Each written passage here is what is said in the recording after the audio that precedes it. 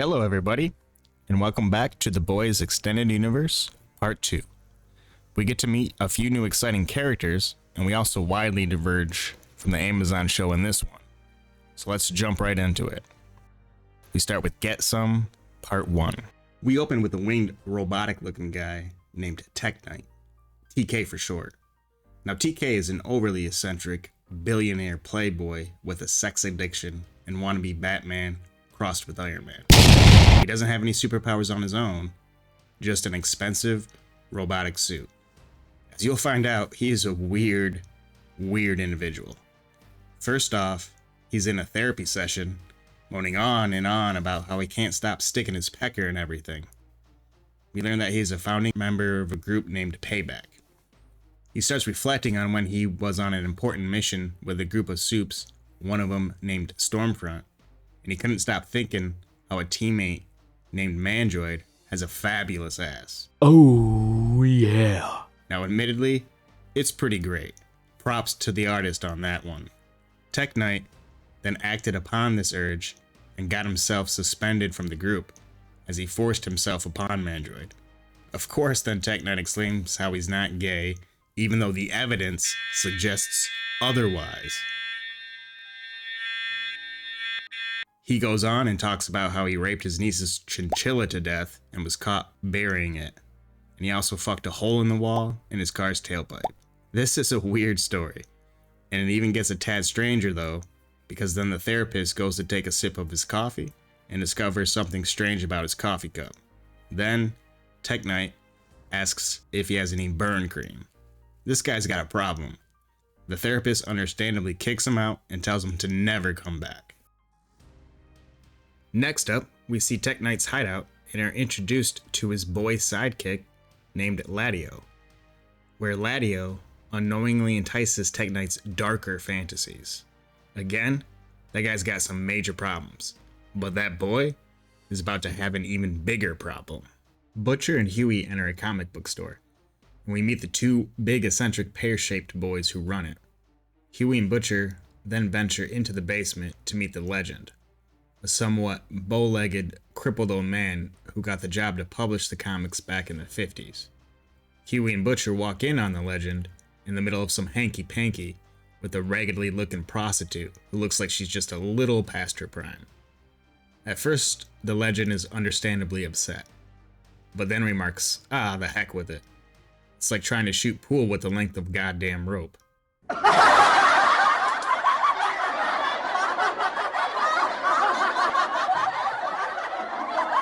The Legend asks Butcher to look into the untimely death of his grandson after he was pitched off a roof, and it may involve a supe named Swingwing, who was Tech Knight's first boy sidekick.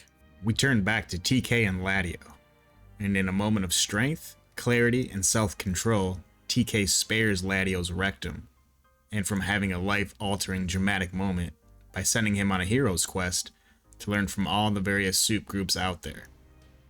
But of course, in reality, it was just a ploy to get him away from TK. Get Some, Part 2. Back to Butcher and Huey in a pizzeria investigating the Legend's grandkid, whose name is Steven, and Swingwing.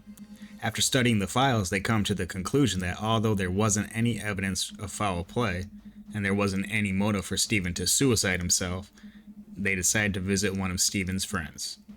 Turning back to TK, we see he is at again, as we witness the aftermath of him manhandling his butler, who then decides to quit after 37 years of service because of it. What's up with billionaires not being able to control themselves? This is definitely going to bite him in the ass later. Butcher and Huey arrive at Paul's, Steven's friend, place of employment and discover that it is a gay bar, and Huey the hillbilly bloke refuses to go in at first. They meet up with Paul at the bar as he is the bartender. Paul tells them that Steven would attend community meetings attended by members of the gay community where Swingwing and TK would speak at. But TK didn't like going to the meetings and possibly loathed gay people in secret. We turn to TK talking to someone on the phone about wanting back into his former superhero group, Payback. But TK is denied, and we learn that the reason for his denial is because of the happenings at a VOD event where the VP was present and TK had Black Noir bent over the buffet table. TK demands to know who told him that story, and turns out that it was Ladio. Ladio betrayed TK. Butcher and Huey decide to visit TK and show up at his mansion and invite themselves in and straight up ask him if he is TK. Butcher explains to TK that he knows who he is because a member of Payback some time back beat his girlfriend half to death while on a coke binge, and Butcher kept it a secret in exchange for information on all Payback members. Huey excuses himself to use the toilet. TK tells Butcher Swingwing is in fact gay. Butcher asks where he can find him, but TK won't tell. Huey can't make his way to the toilet in time and just shits on TK's floor. The boys find out about it and make fun of him for it.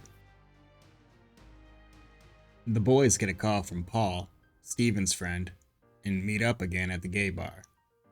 Paul's significant other, Campbell, tells him that he was the one who convinced Steven to talk to Swingwing in an attempt to get him away from Paul, because he fears Steven has a thing for Paul, and he is sick of it. Sick of Steven not leaving Paul alone. He thought that if Steven was to get with Swingwing, he would leave Paul alone. Turns out TK's butler decided to tell the paper why he quit and that TK is gay.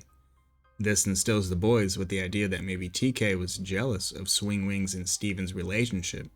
That is why Steven ended up dead. TK did it. This part of the story may be a not so subtle jab at DC Comics in the story of Batman and Robin, as Butcher states. Swingwing used to be Ladio. I mean, I know it's a bit obvious, but you've got to wonder about a bloke who has some 10-year-old and a pair of Y-fronts helping fight crime. The boys decide to go back to TK's, remarking that he's probably not happy about being outed as gay, as well as Huey's shit that he left behind. Butcher tells Huey TK is not a suit, just a rich guy with a super suit. They go back to TK's mansion and pull no punches, outright blaming TK for Steven's death. TK's about to laser Huey and Butcher's faces off, and then the female comes out of nowhere and easily saves the day.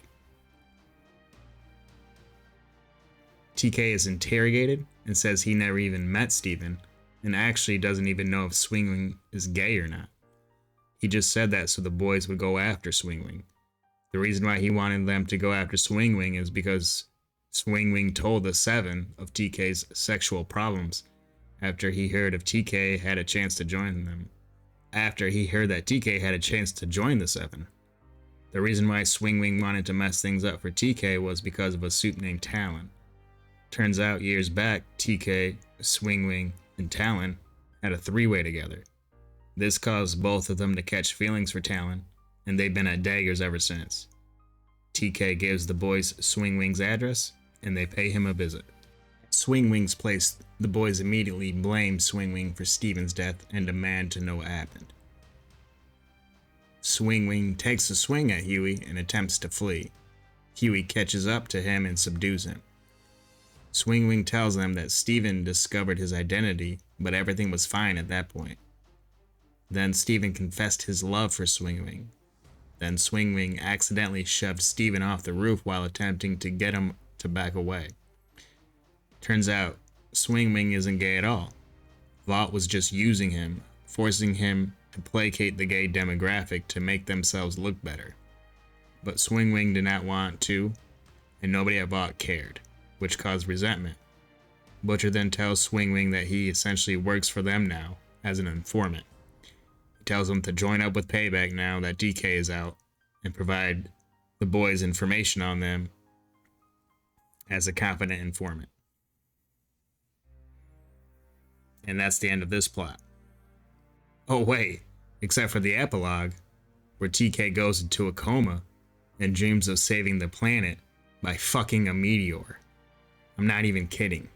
Somebody wrote this shit down.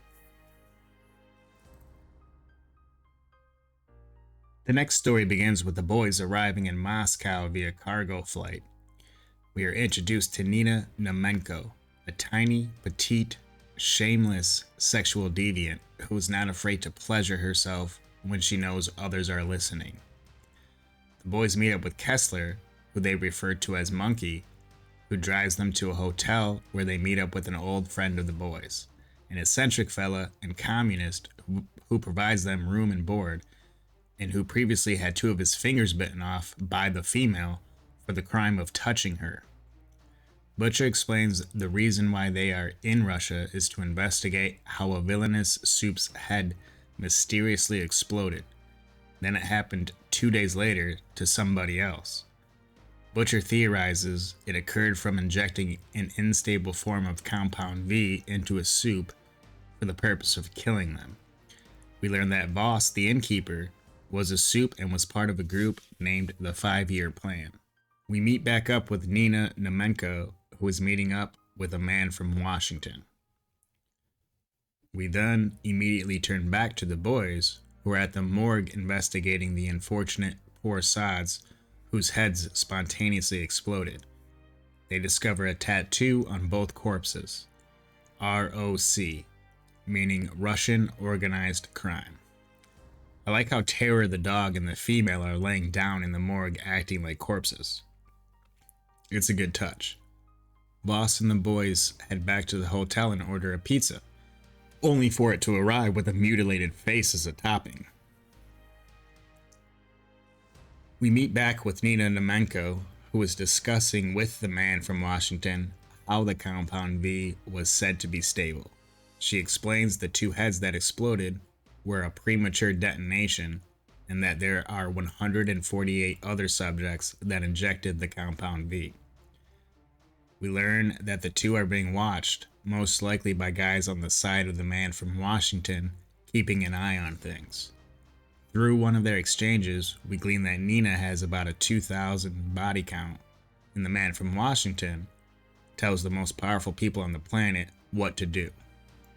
We also learn that the man from Washington is clearing the way for the soup-friendly vice president to win the presidency, so Nina is free to act as she wants.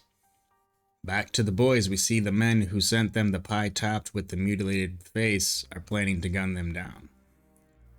Not sure why they needed to send a message first though, and essentially warn them that someone is watching. Frenchie discovers the men waiting outside and pulverizes them. One is kept alive for questioning, and Butcher takes pleasure in breaking his arm. The man admits he is working for Nina, who Butcher recognizes as a member of the ROC. The tortured man also tells the boys on how Nina is working with an American guy, and it is about the supermen who explode in the sky. Nina gathers them and keeps them somewhere, and that Nina and the American are meeting right now at a hotel. The boys head to the meeting. Butcher and Huey follow Nina's car in a taxi. Goes into the hotel to see if he can find the American. Butcher and Huey follow Nina to the place she gathers the soups. Butcher thinks she's going either to take down the Russian government or gain greater control over the Moscow racket, and this is why the American is helping. Butcher and Huey run into the American talking to the two who are recording his meeting with Nina. Frenchie sniffs out explosives in the van. Butcher and Huey follow the van, and the rest follow the American. The American is aware that he is being followed. Huey and Butcher follow the van to an airport and discover that there are 2 more passengers in the van, a couple of ladies of the night.